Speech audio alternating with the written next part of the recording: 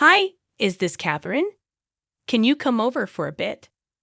It was a call from Michelle, my husband's younger sister. She sounded really worried. Michelle's house is just a short walk away. I got it. I'll head over right now. When I arrived at Michelle's, she led me to a room full of buzzing bees. What the heck is this? When I opened the cardboard box, the bees came flying out. I thought we should call Michelle's husband, Bob, who was at the coffee shop.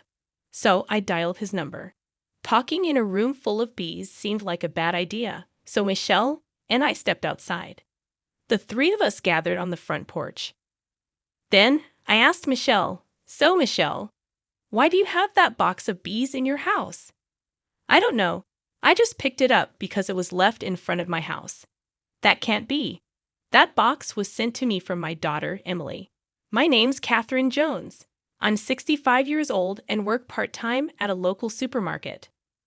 One thing that hasn't changed since I was a kid is my love for stuffed animals and teddy bears. Growing up, we didn't have much money, so I couldn't often get stuffed animals or teddy bears. But now that I'm an adult, every time I travel or go out, I buy a teddy bear. Collecting them has become my joy. The person who supports this hobby of mine is my husband, Larry Jones. Larry works at the town city hall.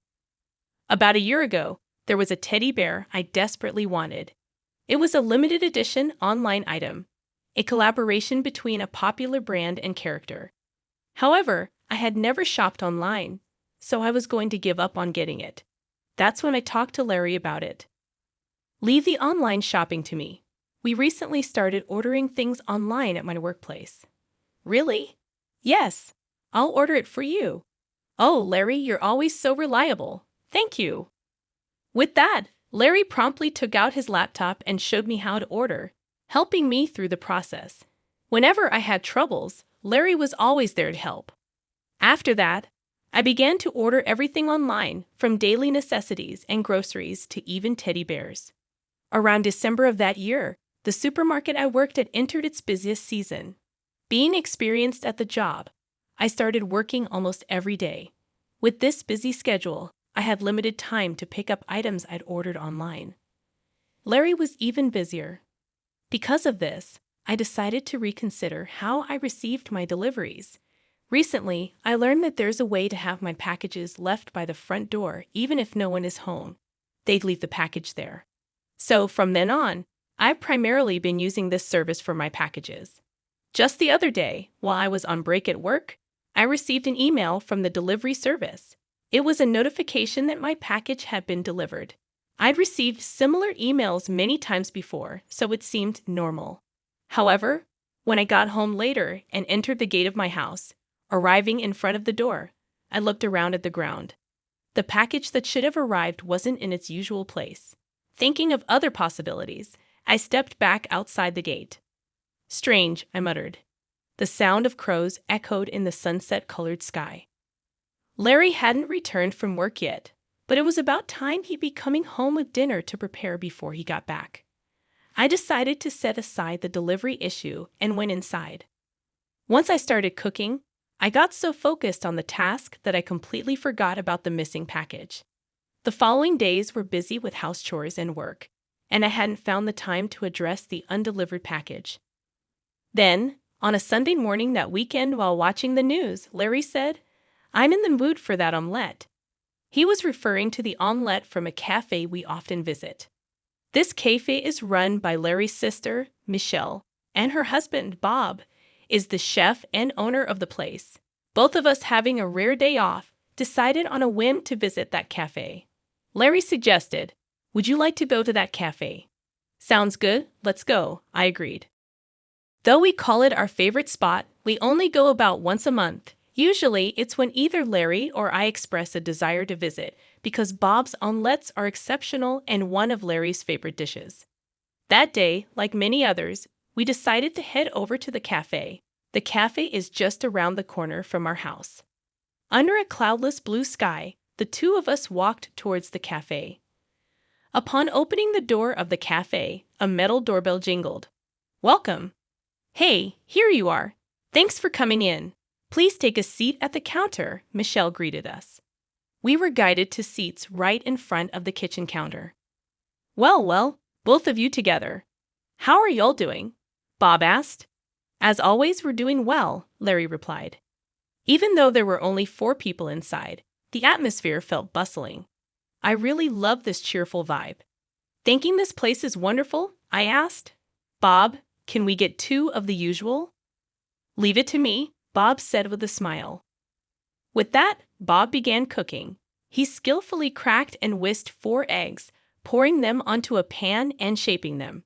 He served them onto 2 plates, adding some Italian parsley, and then passed them to Michelle. Here you go, 2 servings of omelets, Michelle said, placing the plates in front of us. This is so delicious. I've had it many times and know the taste, but it's the kind of dish I suddenly crave. And it's always delicious, Larry commented happily. After we finished eating, we were served coffee. This dish is always so tasty, isn't it? Thank you, I said gratefully. With that, Michelle sat across the counter facing me. That's when I noticed something. Michelle was wearing earrings that looked just like the ones I'd ordered online. Without thinking, I said, Michelle, those earrings are so cute. Where did you get them? Michelle replied with a smile. Oh, really? Thank you. I got them online. Yeah, online shopping sure is handy, I remarked. Michelle nodded and said, yeah, that's right. But when I'm running this cafe all the time, I hardly get back home during the day. I don't even have time to receive packages. Well, how about asking to have your packages left by the door? I suggested. Michelle looked a bit surprised and asked, is there such a thing? At that point, I decided to explain the concept of the service in detail. As I was explaining, I recalled and shared my own experience with it at home. It's a good service, but sometimes there are mistakes. There have been a few instances where I haven't received my packages even though I've paid for them. I really should call the courier company about it, but I just haven't had the time. Michelle responded empathetically. Oh, I see. So that happens. I took this moment to check the status of my packages to be delivered. At the top of the list, the limited edition teddy bear I'd ordered was shown as preparing for shipment. I pointed it out to Michelle and said, look, Michelle, it says it hasn't been delivered yet. Then I pointed to the second item which read delivered. It was a cosmetic product. This should have already arrived at my place, I added, but it hasn't. That's strange. I hope you find it, Michelle replied. At that moment, I looked over at Larry. Larry and his friends were having a different conversation, but soon they joined in on our topic. Well, guess we should just wait for it to be delivered someday, Larry said with a carefree smile. Larry's always been such a laid-back guy.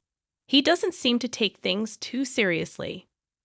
We continued our casual chat for a while before leaving the cafe.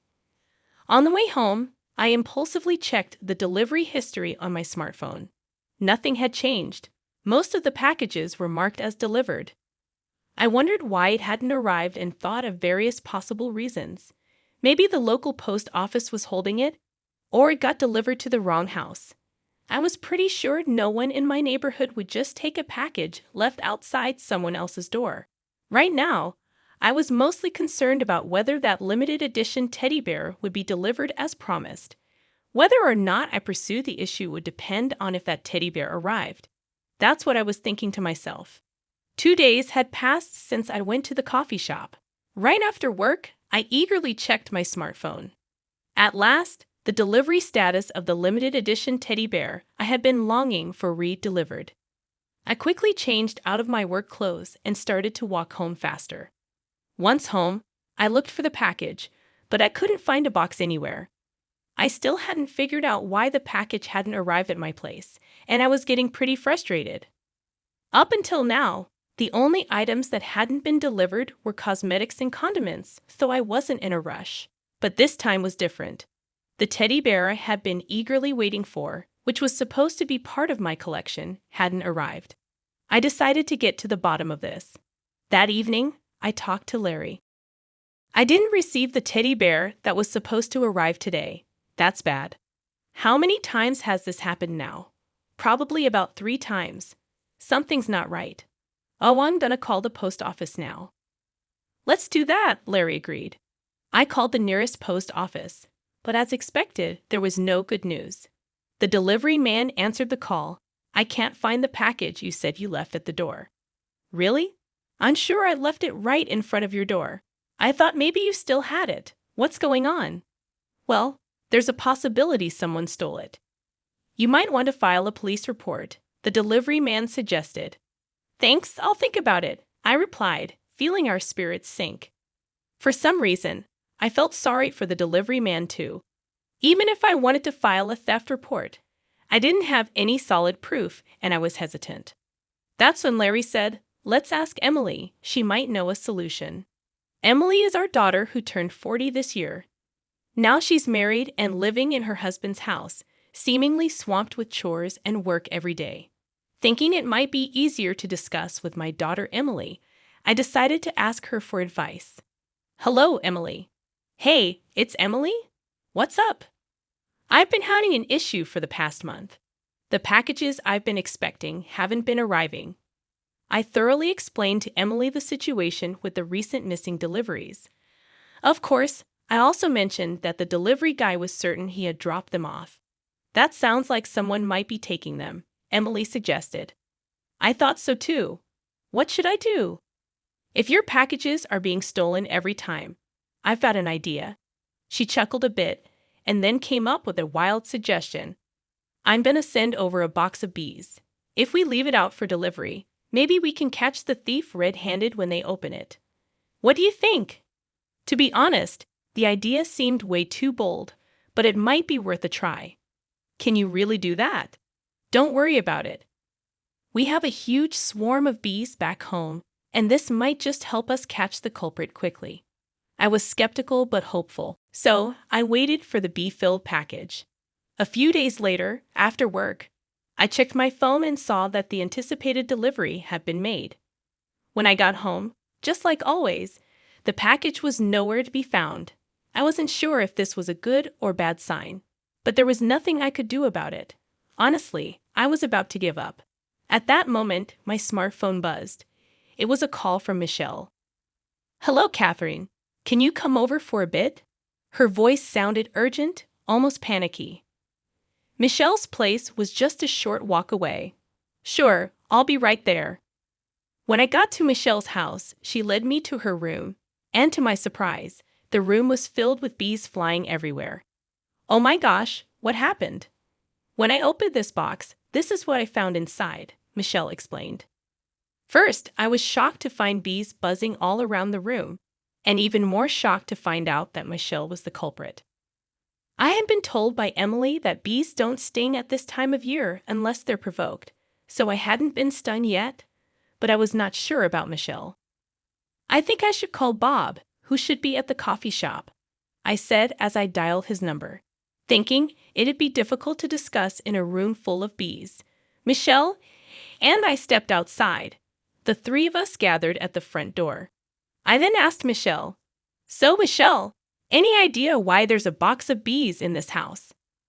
"I have no clue. I just picked up and opened the box that was outside." "That can't be right. That box was sent to me from my daughter Emily." "I told you, I don't know," Michelle replied defensively. "Michelle, did you steal it?" I asked directly. "No, didn't I say?" Michelle raised her voice. "If you say you didn't, mind if I take a look inside? Maybe other stolen stuff might pop out," I suggested. "No way. Let me check the room quickly," Michelle insisted, going into the room and not letting me enter. I had no choice but to wait outside. What's going on here? I had ordered to have my packages left by the front door, and it never arrived these days. I explained to Bob, possibly being stolen, and that's why she sent those bees. As I was explaining to Bob, we heard Michelle scream. She probably got stung by a bee in her panic. Michelle came out looking disheveled and said, "The room's a mess with those bees flying around, so I'd appreciate it if you'd head home for today." She indicated that she wouldn't be letting anyone in her room today because of the bees. Then an unfamiliar person approached us. It was a beekeeper named Oliver, a friend of Emily's living nearby. After a quick introduction, Oliver said, Emily asked me to help with the bee situation. Is it okay if I handle it here? Yes, please, I replied, relieved to have someone knowledgeable about bees to take care of the situation. So while Michelle was flustered, Bob and I let Oliver inside the house to handle the bee situation. While waiting for the bees to be collected, we continued talking outside. I guess we'll be able to check the room today, I said to Bob. But I've only got stuff I bought. There's no point in checking, Michelle suddenly asserted, probably intending to insist that everything in there was hers. 30 minutes later, Oliver completed collecting 900 honeybees. Shocked by the sheer number of bees, the three of us entered the room. I took a quick look around and then started searching every corner. To my surprise, I found daily necessities like fabric softener and cosmetics I had ordered scattered here and there. So, you've been taking all of these too, huh? No, I told you, Michelle denied. I showed her the order history on my phone that had those products listed. You still gonna deny this? Well, there's a chance we just bought the same things, right? Michelle tried to explain. I was slightly exasperated, but I didn't give up. I searched for that teddy bear, and near the edge of the sofa, I found a familiar-looking teddy bear. Is this teddy bear also one you bought? I asked Michelle. Yes, she replied. I knew this teddy bear was a limited edition, and each had its own serial number. So I checked the number for my teddy bear on my phone and compared it to the number on this one. Both had the same 5-digit number. This teddy bear is mine, Michelle. It has the same number. I showed it to Michelle and Bob. I didn't know modern stuffed animals could do that, Bob muttered. Michelle just sat on the sofa, looking down silently. So it was you who was stealing from her house every time? I confronted Michelle. Yes. Michelle's voice grew heavy. What did you take? You haven't been using them all this time, have you? I asked, frustrated. I used a bit of the toner and some imported seasonings, Michelle admitted. Why would you do something like that? I asked, more curious about her motive. I was out of money. The amount I was spending exceeded what I had, that's all, Michelle explained. But why spend so much? What did you spend it on? I pressed further. Well, Michelle's words faltered. Suddenly, Bob moved quickly and picked up a piece of paper that had fallen under the couch. Hey, what's this? Don't tell me you've been. Bob showed a piece of paper with numbers and an amount. I'm sorry, I got really into it, Michelle admitted tearfully. The paper Bob showed was a horse racing ticket. It turned out that Michelle had gotten heavily into horse racing and used the money she saved by using my stolen items on bets. Then Bob dropped another bombshell. You didn't by chance take money from our cafe's earnings, did you? Just a little bit, Michelle confessed. I knew something was off with the profits. How could you? Bob was furious. It turned out she had embezzled tens of thousands of dollars from their cafe. I'm so sorry. I promise I won't do anything like this again. Please forgive me, Michelle cried loudly, apologizing. But for me, having my cherished teddy bear stolen even once was unforgivable. Her apologies did nothing to move my heart. Bob looked equally irritated. Turns out I've been secretly recording our conversation since the bee removal. Shall we meet in court? Bob said firmly. With solid evidence in hand, Bob and I decided to file a police report. Bob decided to get divorced from her after that. Charges of theft concerning my belongings and embezzlement in the course of her duties were brought against Michelle, and she was eventually arrested. We were satisfied with the outcome. Bob's cave hired part-time workers, and sales began to rise steadily. By the way, I was given the opportunity to become the part-time team leader there. Michelle got arrested, I heard, Larry mentioned. It's for the best. I'm better off without someone like her, I replied, feeling relieved. Surrounded by hard-working folks makes me much happier now, Larry agreed. Yes, let's keep up the good work, I smiled, feeling content. From then on, I started receiving packages left at my door. Of course, many new teddy bears joined my collection. Larry and I even went on trips to collect limited edition teddy bears from various places. And every day is blissful surrounded by all these teddy bears with Larry.